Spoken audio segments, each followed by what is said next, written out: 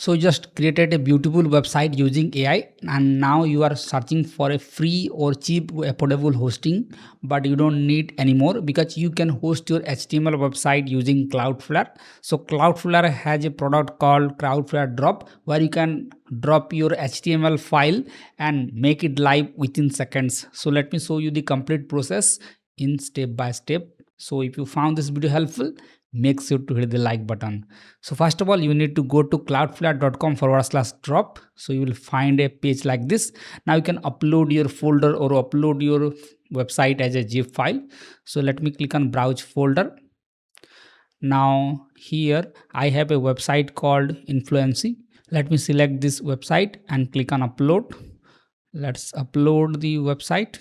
Now it will detect all the files within that folder. So let's wait for the files to upload. So all files are now uploaded and it's ready. Now it will deploy your website across the globe, and as you can see, it is finishing off and your website is ready.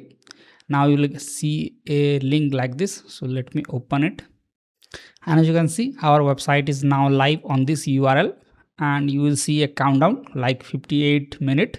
It will expire after 58 minutes, but you can claim it and make it permanent. So for this, I will click on claim. Now it will redirect to your Cloudflare dashboard.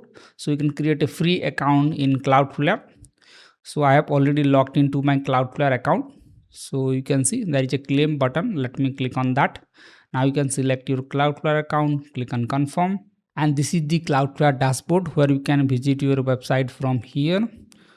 And you can also connect a custom domain if you want. So you can click on domains and you have a option to add domain. Now you can buy a domain or search for your existing domain that is connected to Cloudflare and connect your website with a custom domain. So this is the simplest way to host your HTML website for free using Cloudflare.